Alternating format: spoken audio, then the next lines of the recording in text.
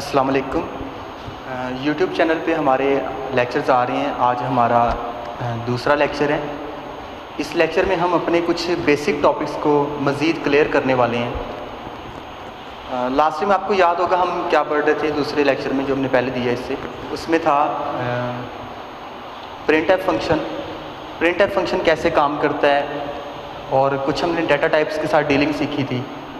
आज हम सिर्फ एक ही डाटा टाइप इंटीजर को मज़ीद एक्सप्लेन करेंगे ताकि हमें कोई अगर डाउट है तो वो दूर हो जाए। ठीक है, तो देखें, अगर हमें लैंग्वेज में पता लग जाए कि डाटा टाइप क्या है, सबसे पहली बात डाटा क्या है। डाटा कुछ भी हो सकता है। डाटा आपका रोल नंबर, मार्क्स वगैरह वगैरह। हम बेसिकली यहाँ आज डील कर रहे हैं इंटीजर डाटा टाइप को। ओके, तो इसके अलावा आज हम कुछ पढ़ने वाले हैं कि लैंग्वेज में कीवर्ड्स क्या होते हैं और प्रिंटफ फंक्शन कैसे काम करता है। इसकी तरफ आते हैं। सबसे पहले हमारे पास है प्रिंटफ फंक्शन। इसकी यहाँ पर हमने कुछ एग्जांपल्स लिखी हैं। प्रिंटफ फंक्शन आपको पता है कैसे लिखते हैं printf function. Printf parenthesis start, इसे आप छोटी ब्रैकेट भी कहते हैं अक्सर। 7+3 यानी इस चीज़ को हम प्रिंट करवाना चाह रहे हैं। ज़रा गैस करें आंसर क्या आएगा। लास्ट टाइम अगर आपने अच्छे से लेक्चर सुना है, इससे पहले जो लेक्चर गया आपके पास, तो आपको इसका आंसर देना चाहिए 7+3। आप अगर सोच रहे हैं कि इसका आंसर 10 आएगा तो ऐसा नहीं होने वाला। देखिए डबल कोड के अंदर, ये डबल कोड के अंदर आप जो भी चीज़ लिखेंगे वो आपकी आंसर स्क्रीन पे वैसे की वैसे चली जाएगी। ठीक है, तो यहाँ पर क्या होगा, आपका आंसर कैलकुलेट नहीं होगा। प्रिंटफ फंक्शन के अंदर आप कोई कैलकुलेशन नहीं कर सकते। जो भी आप बात लिखेंगे वो क्या है, एज इट इज़ आपकी आंसर स्क्रीन पे चली जाएगी। तो यहाँ हमारा आंसर क्या आएगा 7+3। ओके, क्योंकि हमने यहाँ भी क्या लिखा है 7+3, तो सेम आपका क्या बन चुका है, आपका आंसर बन चुका है। तो अगर हम चाहते हैं कि ये चीज़ कैलकुलेट होकर प्रिंट हो, फिर हमें क्या करना पड़ेगा। देखिए आप इस लाइन पे ज़रा फोकस करें, ये लाइन जो लिखी हुई है। अगर आपने प्रिंटफ में 7+3 लिखा है तो आपका आंसर ये आ रहा है। अच्छा, अगर हम इसको क्या करें, इस फॉर्म में लिखें। आपने %d के साथ फ्रेंडशिप करनी है, आपने इसको समझना है। जब आपका इसके साथ जो कन्फ्लिक्ट है वो ख़त्म हो जाएगा। ये आपको अजीब नहीं नज़र आना चाहिए। आपको पता हो जब भी हम कोई कैलकुलेशन प्रिंट करना चाहते हैं, जब भी हम किसी वेरिएबल की वैल्यू को प्रिंट करना चाहते हैं, हम क्या इस्तेमाल करेंगे, %d। देखिए डबल कोड के अंदर, इस चीज़ को एक मिनट के लिए इग्नोर कर दें, जस्ट आप इसको देखें। डबल कोड के अंदर हमने क्या किया हुआ है, double quote quotation start close, इसके अंदर हमने लिखा है %d। ये क्या चीज़ है, जब भी आप अपने प्रिंटफ फंक्शन के अंदर %d लिखेंगे वो खुद प्रिंट नहीं होगा, बल्कि उसके अकॉर्डिंग कोई ना कोई वैल्यू जो हमने यहाँ पे लिखी हुई है 7+3, ये कैलकुलेट होने के बाद 10 आपको आंसर मिलेगा। अगर आप 7+3 की बजाय 10 शो करवाना चाहते हैं स्क्रीन पे, मीन टू से आप 10 डायरेक्टली भी लिख सकते हैं, लेकिन हम यहाँ पे दो नंबर्स को ऐड करके स्क्रीन पे दिखाना चाहते हैं। तो हमारे पास जो फर्स्ट मेथड है वो क्या है, आप %d लिखें और रेफरेंस में आप कॉमा डाल के आप आगे जो कैलकुलेशन लिखेंगे, इसको क्या है कंपाइलर प्रिंट स्क्रीन पे ले आएगा। इसके बाद है इंटीजर x = 7+3। इसी काम को हम अगर किसी वेरिएबल के ज़रिए करना चाहेंगे तो उस केस में क्या होगा, देखें इंटीजर x = 7+3।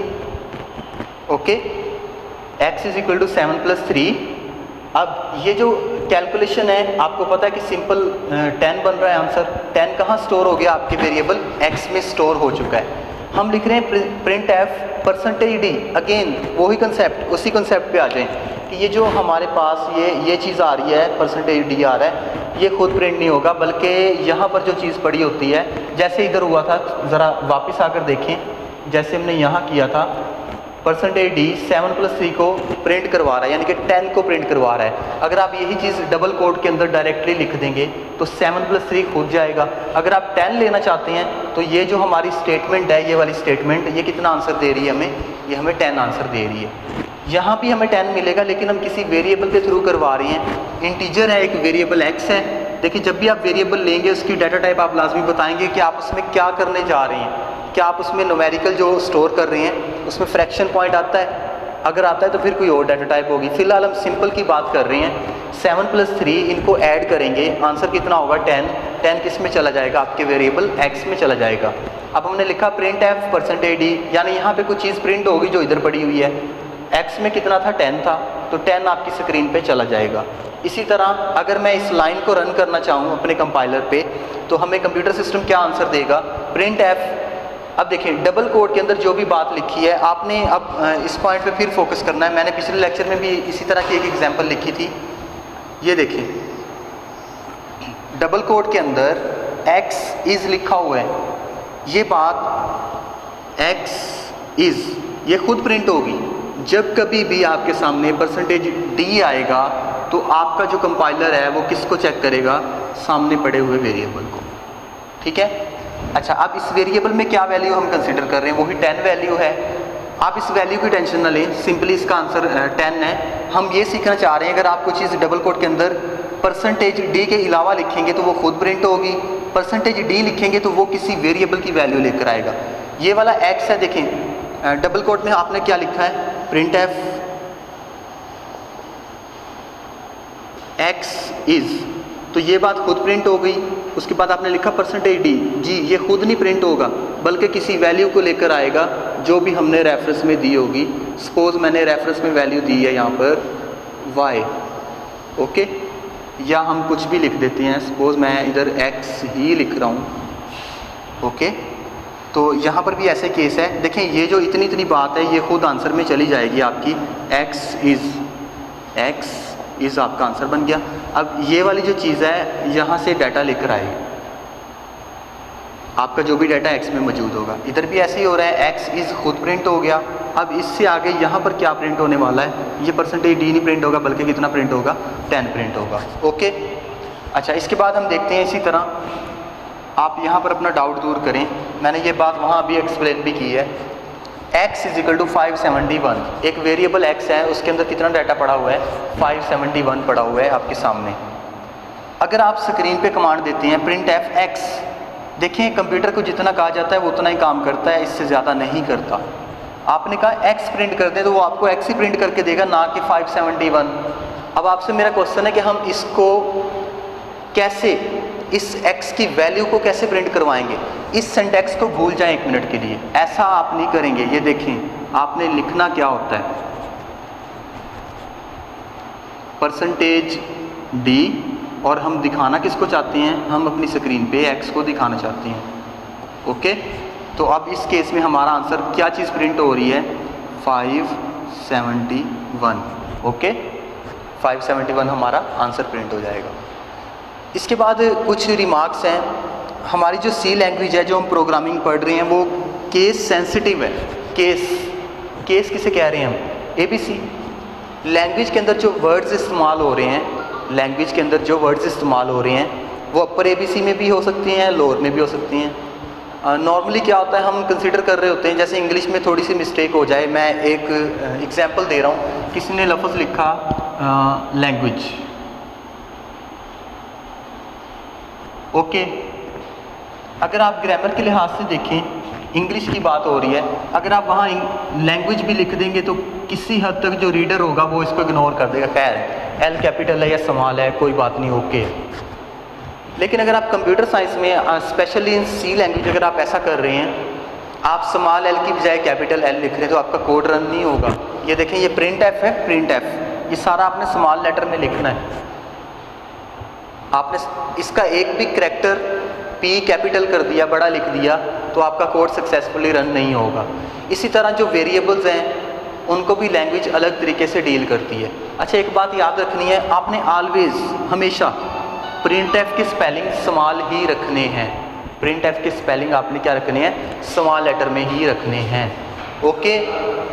तो यहाँ पर हम बात कर रहे हैं प्रिंट एफ फंक्शन की, ये स्मॉल लेटर्स में होता है। और ये जो आपका x वेरिएबल है, आप इसको किसी भी स्टाइल में लिख सकते हैं। ये देखें, आप चाहे तो इसको कैपिटल X भी लिख सकते हैं, ये भी एक्सेप्टेबल है, ओके।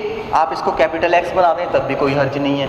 अगर हम इसकी बात करें तो आप देखें, अगर आपने वहाँ पर क्या लिखा है, कैपिटल X, यहाँ पर हम लिख दें स्मॉल x, तो इस केस में क्या होगा, आपके पास एक एरर आएगी, ओके। आपके पास क्या आएगी, एक एरर आएगी। और इस केस में क्या होगा, आपको इस एरर को करेक्ट करने के लिए क्या लिखना पड़ेगा, इस एक्स को कैपिटल करना पड़ेगा। ओके, आप डीलिंग कर रहे हैं कैपिटल एक्स के साथ, तो इस तरह क्या होगा, आप अगर स्मॉल लिखेंगे तो एरर आएगा। इसे हम कहते हैं case sensitivity. Word of language in upper case and lower case are different, कि यानी आपके जो लैंग्वेज के वर्ड्स हैं वो लोअर केस में और अपर केस में आपके लैंग्वेज के वर्ड्स और तरह डील होते हैं। बात हम ये नहीं कर रहे कि आप अपर कैटेगरी के जो लेटर्स हैं आप उन्हें इस्तेमाल नहीं कर सकते, आप अपर केस भी इस्तेमाल कर सकते हैं, आप लोअर भी कर सकते हैं। बात ये हो रही है कि कहाँ पर ये चीज़ें सूटेबल हैं, हमने इस चीज़ पे भी फोकस करना है। ये देखें, प्रिंट एफ आप लिखेंगे, जब भी आप कोई वेरिएबल लेंगे ना, वेरिएबल जैसे एक्स है, ओके, आप इसको स्मॉल में लिखें, आप इसको कैपिटल में लिखें, कोई बात नहीं, ओके, एक्सेप्टेबल है। लेकिन अगर आपने लैंग्वेज का वर्ड कैपिटल में लिख दिया तो क्या होगा, आपका कोड सक्सेसफुली रन नहीं हो पाएगा, कंपाइल भी नहीं हो पाएगा। ओके, तो यहाँ पर हमारा ये टॉपिक एंड होता है। इसके बाद हम इंट्रोड्यूस करवाने जा रहे हैं आपको कीवर्ड्स। ओके, अगर आप हेड ऑफिस का लेक्चर नंबर 11 अगर आप देखेंगे तो वहाँ पर भी कीवर्ड्स को फोकस किया गया है, लेकिन हम इसे एक्सप्लेन करने की थोड़ी कोशिश करते हैं, इसको सिंपलर वे में आपको कैसे बताएं। देखें, ये प्रोग्रामिंग लैंग्वेज है।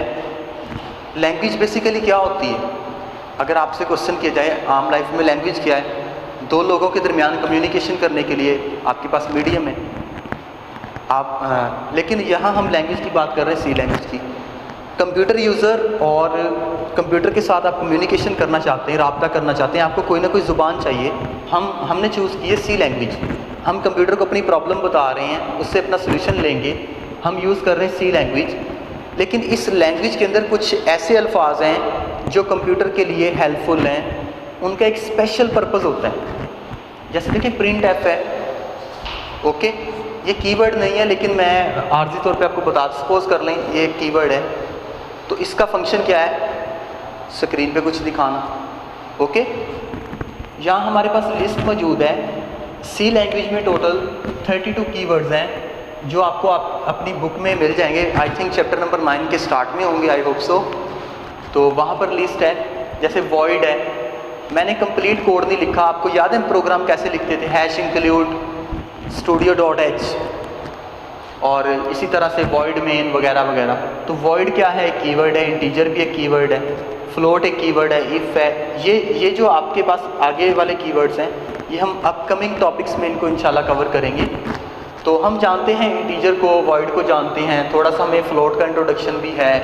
तो ये वाले जो वर्ड्स हैं इन्हें हम कहते हैं कीवर्ड्स हैं। ये लैंग्वेज के अंदर इनका एक स्पेशल मीनिंग है, एक पर्पज़ है, आप इनको रीडिफाइन नहीं कर सकते। लैंग्वेज ने तय किया कि इंटीजर का मतलब है आपने कोई वेरिएबल बनाना है जिसमें इंटीजर किस्म का डाटा आएगा, आप उसको उसी मकसद के लिए इस्तेमाल करेंगे। ओके, तो keywords are special words of language, they have their special meaning, purpose and can not be reused. उनका एक स्पेशल मीनिंग है, एक पर्पस है, आप उनको दोबारा इस्तेमाल नहीं कर सकते। ओके, तो थोड़ा सा आपने स्टडी करना है इस टॉपिक को, कीवर्ड्स क्या हैं, प्रिंट एफ फंक्शन कैसे काम करता है। मैं अभी आपको प्रोग्रामिंग की बेसिक की तरफ ही रख रहा हूँ, इंशाल्लाह हम आहिस्ता आहिस्ता एडवांस टॉपिक की तरफ जाएंगे।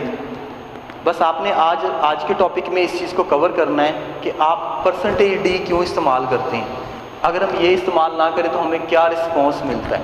ओके, लेक्चर को मैंने थोड़ा यहाँ से बोर्ड को अरेज किया है। अगर आप स्टार्ट में देखेंगे मैंने कैसे लिखा है, अगर हम एक्स लिख रहे हैं तो एक्स खुद ही प्रिंट हो रहा है। अगर हम एक्स की वैल्यू उठाना चाहते हैं तो हमें क्या करना पड़ रहा है। काइंडली आप इनको अच्छी तरह ज़रा देखें, ये सारी चीज़ें क्या हैं। इंशाल्लाह मिलते हैं अगले लेक्चर में। खुदा हाफिज़।